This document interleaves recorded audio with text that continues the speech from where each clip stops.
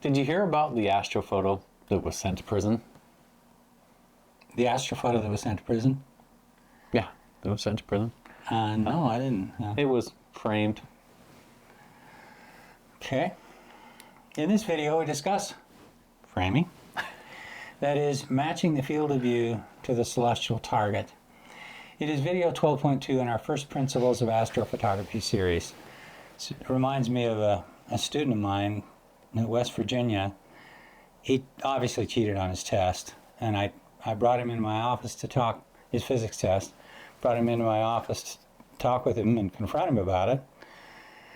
And for 45 minutes, he just came up with one lie after another. And then at the end, he said, I was framed. I was framed. I said, what do you mean you were framed? He said, this was in the old days when you actually turned in a piece of paper with your answers. Actual. Yeah, I was framed.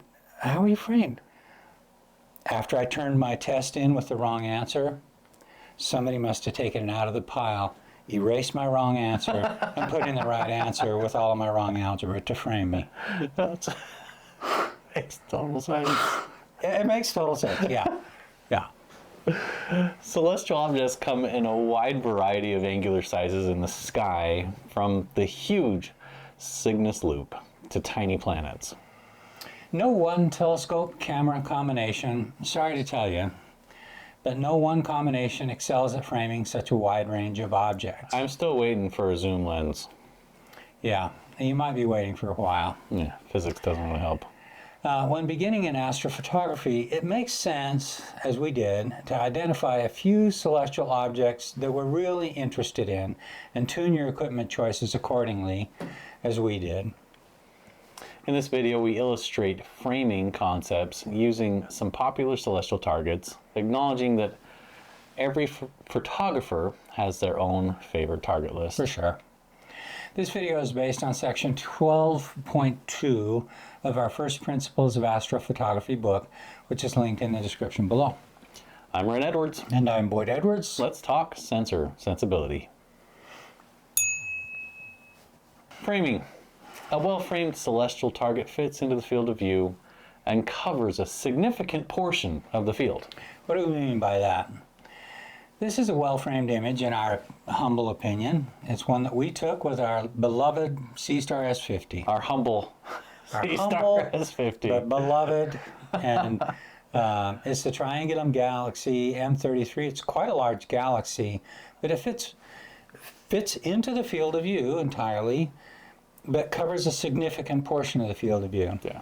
Another example that we did in collaboration with Caroline Peake in Australia is the Tarantula Nebula. And I think this is one of our better C-Star S50 images. Yeah, you almost can't even tell it's a C-Star images. Really, really good. Really, really good. Good data. I think you drizzled this. I think we spent some good quality time on that. Yeah. And thanks to Caroline for providing the data. And for her dark skies. And yeah. So it's well framed. It covers a significant field of view, but captures pretty much. There might be a little bit of it that's dangling outside of the field of view, but we think it's a well framed image. And this is Omega Centauri, the biggest globular cluster in the sky, and clearly well framed. It covers a significant portion of the field of view and is captured entirely within the field of view. So my question for you, Ran, are all good images well framed in this way? All of them completely contained within the field of view and cover a significant portion of the field of view? Absolutely not. I love Cygnus Loop, and we just saw the image of the day on Cygnus Loop. It showed just the Pickering's triangle. Just Pickering's triangle, yeah. And it was beautiful. It's fantastic. And if you're talking Cygnus Loop, it's not well framed for Cygnus Loop, and even Pickering's triangle, it might be a little tight.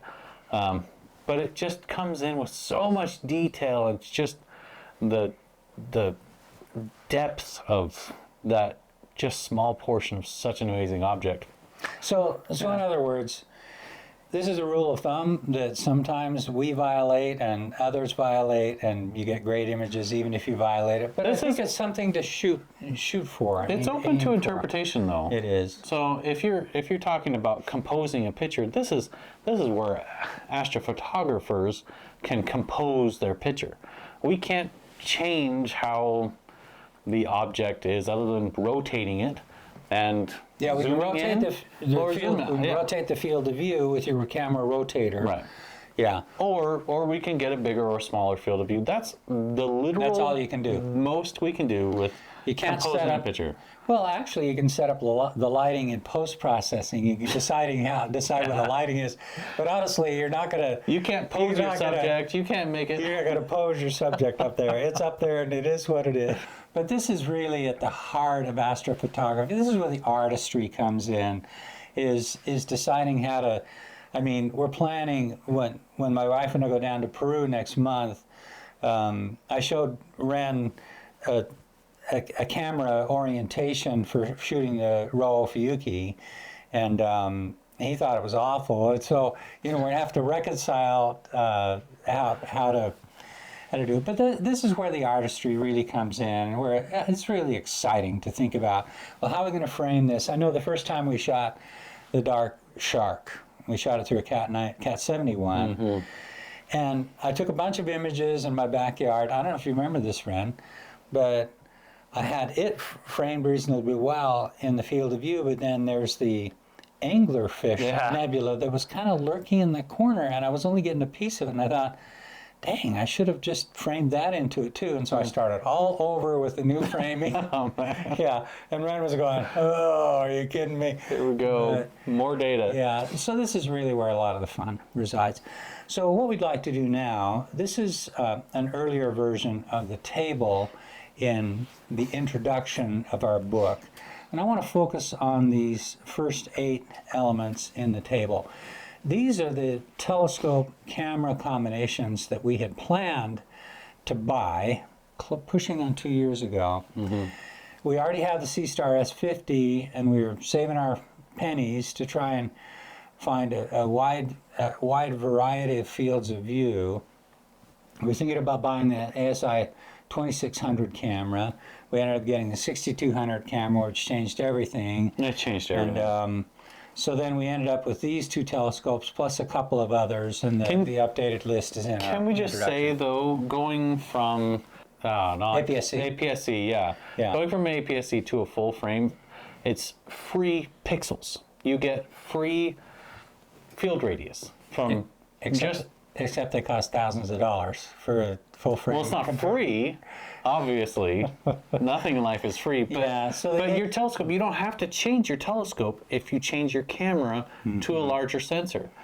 As long as your telescope can support a bigger field. The image circle has to support a full frame. So the image circle diameter is how much space on a sensor that you can actually illuminate.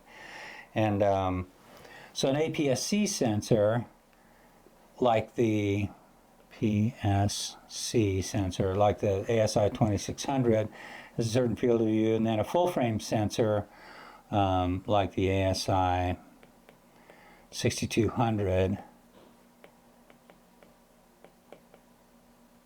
I think in one of our videos we actually show what the difference is in size. So this would be the full frame, and this would be the APS-C. But if your image circle is big enough to illuminate the full frame, and if it's reasonably well corrected to the corners, then what Ren is saying is that it might make sense for you to use that whole image circle and get images. Otherwise, you're just wasting the pixels outside of that. And everyone has different needs and desires and budgets and everything. So it's not hard and fast. But if you can, if your telescope will support it, I mean, all of the stars that are outside of that APS-C sensor, and all of the nebulosity, and all of the the rest of the Andromeda galaxy that would have been outside of that APS-C, you can get just with having the 6200. So if you can spring for it, then it's a great. That's a good way to go. And that's why we did. Although There are really quite few telescopes that are fully corrected out to the corners of the full frame camera. Yeah. The so the new CATs, The Cat 108, 91, the Cat 91 do support it. The ASCAR SQA series, I think, support it all the way through their line. Yeah. But they tend to be a little bit on the pricey side. Again. Those telescopes, and so you can take beautiful images with even an APS-C or a smaller size sensor, a micro four thirds. Yeah, for sure. Yeah. And it just, yeah. So anyway, what we wanted to show, though, is for this list of telescopes that was on our radar for what we wanted to buy a couple of years ago, to show the differences in the fields of view of these telescopes. So this is, this dotted line purple is the C-star field of view, calculated using the principles that we discussed in the previous video. So if you want to shoot the Andromeda Galaxy, which this is, a lot of people do shoot it with the C-star S50, but I've personally found the images of the Andromeda Galaxy taken with the C-star S50 to be just not very exciting. Well, you're not quite getting the whole. Yeah. You're just looking at. You're not getting the whole thing, and it just seems unsatisfying to me somehow. So this might be a good place to talk about them. You could mosaic. I don't know if C-Star's come out with a mosaic option now. Yeah, it does. So you can set it up to take a sequence, and we talk about this in a later video, of a mosaic of overlapping frames to capture the whole thing. You're gonna have to delete that. I'm not gonna be able to see what's happening after that. Whatever. Or not. Yeah. But yeah, there's options if you have a field radius that's smaller than what you actually need for the target. What you're shooting for. Oh. But again, the Andromeda Galaxy is a huge galaxy, and the Triangular Galaxy is huge also, and you can capture that in the C-Star S50. Yeah. All right, so B, this is the Red Cat 51. Yeah, huge field of view. 5 degrees, yeah, it's crazy. Yeah, so 5 degree field radius. This green one, that is an ASCAR 107 PHQ with a 0.7 times reducer. I remember that. Now, as I remember that, I could be wrong about this, it's been a while since I studied it, but that the Cat 51, the original Cat 51 and the ASCAR PHQ series, they might have an image circle big enough to cover a full frame sensor, but they're not fully corrected out to the edges. Yeah. Is my recollection. I could be wrong. But in any case, with the APS-C sensor, that ASCAR 107 PHQ is a great scope. Yeah. And it gives you, if you orient, so if you take this green rectangle labeled C, and you orient it a little bit so that the Andromeda Galaxy is coming corner to corner, you might do a pretty good job with the Andromeda Galaxy. So then the ASCAR 107 PHQ, just native, without a reducer, and we'll talk about reducers and Barlow's in a subsequent video. That's this guy here, and I think you're out of luck if you want to get a well-framed image of the Andromeda Galaxy. ASCAR 107. Then the remaining ones are the Celestron Edge HT8. That was on our radar too, and once we decided to go with the full-frame sensor, we were going to get that one, and then I'd read some who'd said that a lot of vignetting and stuff on the edges with the Edge HD8. It doesn't quite fully support a full-frame sensor. So that's why we bumped up to the 9.25. Do you remember that? Yep, I do. So the Edge HD8 with a 0.7 times reducer, what a reducer does is it reduces the focal length and increases the field of view, as we talk about in a future video. So that's this guy right here, the Celestron number E. And here's the native Celestron with without a reducer and without a Barlow. Then G, this guy right here, is still that Edge HD8 native, but with an ASI 585 camera, it has a pixel size of 2.9. Now notice that pixel size in microns is the same as pixel size for the C-Star S50. But what you get with that smaller pixel size is you get a higher resolution, get a smaller pixel scale. It's also going to be slower. Well, Going to be slower. Yeah, yes, it'll take longer. It'll take longer because you're not going to capture as many photons in each pixel because the pixels are smaller. Physically small. Exactly right. And so this 585 we were thinking about getting, which is a great camera. And so with that smaller camera, also it has fewer pixels and smaller pixels. So it has 3840 by 2160 and smaller pixels, but on the other hand, it's easier on the wallet. Yeah. And so we were thinking that we would use that one. This guy right here, G, you probably can't even see it now. It's got so much red on there that is impossible for the Andromeda, but is great for objects that we'll talk about in just a minute. And then finally, this Edge HD was a 2 times Barlow. So what a Barlow does is it increases your focal length and decreases your field of view by a factor of 2. And so you get this tiny, tiny thing here, H. Here is an image, 1.3 by 0.7 crop of the Pac-Man Nebula. So that one is taken with the C-Star, 1.3 by 0.7. So that was actually taken with our C-Star. That's well framed. Again, it's a journey. We're fully recognized. And I mean, this image is almost 2 years old, and we've learned a lot more about photo processing. Yeah. We don't like the stars because they're humongous and bloated, and we really like tiny, tiny stars. Well, Ren really likes them. I do. Yeah, and I'm becoming a convert of tiny, tiny stars. This is an image cropped to the size of the Cat 51, Red Cat, with the ASI 2600 camera. But that's what you can see through that big, humongous field of view on the Red Cat 51. It's a great scope. A lot of people own it, and everybody loves it. This one corresponds to this ASCAR 107 PHQ, and its field of view is 2.6 by 1.7. This is through the ASCAR 107 with the reducer. The next one's going to be the ASCAR 107 without the reducer, and it's 1.8. That's ASCAR 107 regular native. And so that one's great. This is the Orion Nebula, and then this is the Running Man Nebula here. I've never quite figured out how you're supposed to make a Running Man, and this might be his head and his arms and his legs or something, but it's supposed to be a Running Man Nebula, whatever. Okay.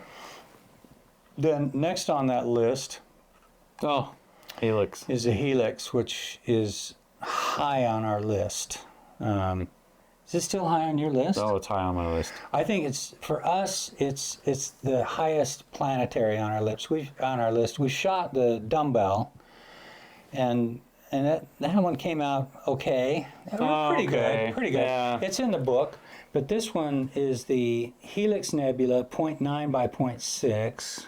So that's this guy here through the Edge HD at 0.7. And these images were not taken by these telescopes, except for the C-Star. All I did is I took some astrobin images with permission of their authors and cropped them to the sizes corresponding to these objects, just to show what the field of view is like. And this is the Celestron native field of view, F. This is a beautiful spiral nebula and a beautiful image taken by Mike Mende. I'm not sure how to pronounce your name, Mike. So this is the Edge HD8 with the 2600 camera, native. And then these next two, this one is, we've been salivating over this galaxy for a long time. It's in the Fornax constellation, and it's really, really southern for our 42-degree latitude. Yeah. We talk about which objects are visible and how well they're placed in the skies based on your latitude. And this one ain't placed very well for us. I think it just, I can't remember, but I think it just barely comes above our horizon. It'd be hard to get to the Celestron all the way down in Peru, though. It'd be rough. Yeah. Well, if we could, it'd be awesome. I'll leave that to you. To me, Get it down to me, yeah. So that's a Fornax galaxy. This is the Edge HD D8 with the ASI 585 native. And then finally, this is Jupiter, and this is an image by my fellow named Dan, used by permission. Thank you, Dan. This is with the Edge HD 8, the ASA 585 with a 2 times Barlow. So that's increasing the focal length, and so that shows the size of the screen, shows the field of view, which basically says, I mean, unless you buy a humongous scope with a huge long focal length, the planets are still always going to look really small in there. Yeah. What we've shown so far is all of these images as blown up to fill the whole field of view here. But just to get an idea of scale of these different sizes of the different fields of view, we're going to show them at the same scale. Here's the scale. From here to here is 1 degree. So for the Rho-Ophiuchi image, it's 2, 3, 4, something like 5 degrees horizontally and 3 or 4 vertically. Then this is the Rosette, is C. Then the Orion. Then the Helix is really pretty small, but honestly, it's a big planetary. Yeah. It's big for a planetary. Then this is that little galaxy in Camelopardalis, and then the Fornax galaxy, which is super teeny. And then probably on the screen, you're not going to be able to see the tiny little image of Jupiter in there. Yeah. But that just goes to show, I mean, oftentimes we just see these beautiful photographs posted on Astrobin, and we go, oh, wow, yeah, that's great. But we don't realize how different those fields of view are for all the different photographs. This is something hard for me to figure out, too. Because, yeah, you just look at it and think that's great, that's a beautiful object, and you really don't even think about how much sky is that.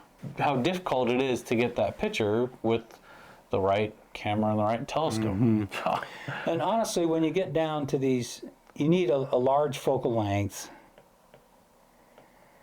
to be shooting some of these really tiny objects. Yeah. What you run into with large focal lengths is that everything matters a whole bunch more. If the wind jiggles your telescope, it's bad. And if you can't find guide stars, that's bad. And whatever bad things. Just guiding is just hard with a long focal length. Everything is harder. And so the standard advice, and advice that we received and ignored, is promptly ignored. Start with wide field. It's just easier. It's way easier. The guiding is easier. Everything's easier. And so if you're wanting a place to start, and you like Rho-Ophiuchi, which we absolutely love, and you're at a latitude where you can shoot it, buy a wide field scope. And not only will it be easier, it'll be cheaper. Yeah. Because those wide field scopes tend to have the small apertures. You know, the SQA 55, it's only $800 US, and the Cat series are about that much. Yeah, it's not much bigger than a normal camera lens. Like it's super easy. So that's the one we're taking to Peru, is the SQA 55. So well, at least for the first half, yeah. For the first half, yeah. Thanks so much for watching. And we'll see you next time.